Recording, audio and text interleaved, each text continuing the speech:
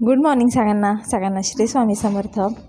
तर सगळ्यांना जसा प्रश्न पडतो की भाजीला रोज काय बनवायचं, तसाच प्रश्न मला पण पडतो की रोज रोज भाजीला उठून सुटून काय बनवायचं. आणि घरातल्यांचे नखरे पण असतात की हे नाही खायचं, ते नाही खायचं, मसाल्याचं केलं तर मसाल्याचीच नको, साधीच कर.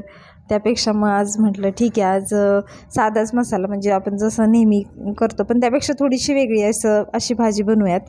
म्हटलं ठीक आहे, बटाटा ही असं आहे की जो सगळ्यांना आवडतो घरात. तर मग छान मी बटाटे कट करून घेतले आणि तेलात फ्राय केले.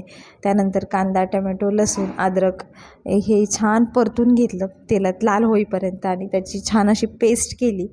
मिक्सरला वाटून घ्यायची आणि त्याची प्युरी एकदम अशी सिल्क प्युरी करायची. आणि त्यानंतर इकडे मी पाणी गरम करायला पण एका गॅसवर ठेवलं होतं, तेल पण गरम करायला ठेवलं.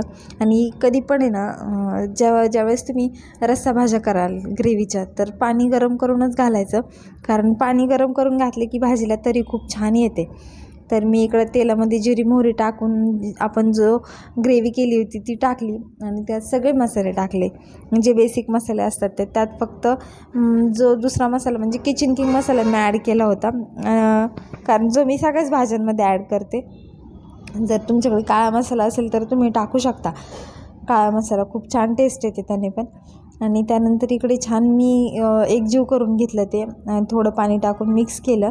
आता मला ही खायची होती भातासोबत, तर मग मी त्यासाठी काय केलं, त्यात आणखी पाणी ॲड केलं आणि चेक केलं. पण मला ते आणखी थोडीशी रस्सा हवी होती, कारण जास्त ग्रेव्ही म्हटली ना की विकी ओरडतो, त्याला नाही नुसती ग्रेव्हीची भाजी आवडत. तर मग अजून थोडं पाणी ॲड करावं असं मला वाटत, म्हणून मी आणखी थोडं पाणी टाकलं. कारण दिवसातून एकदा तरी म्हणजे सकाळी किंवा संध्याकाळी दोन्हीपैकी एकदा तरी आमच्या घरात रस्सा भाजी ही असतेच, कारण त्याशिवाय पोट भरत नाही.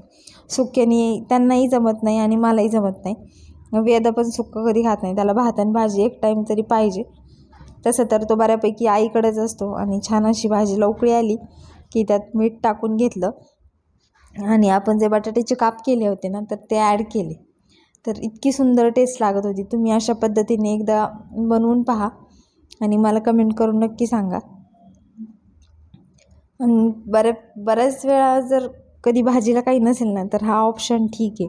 जे घरात अवेलेबल आहे ना, त्या सगळ्या गोष्टींनी भाजी होती. एवढी छान टेस्ट लागत होती ना त्याची. तर एकदा नक्की करून पहा.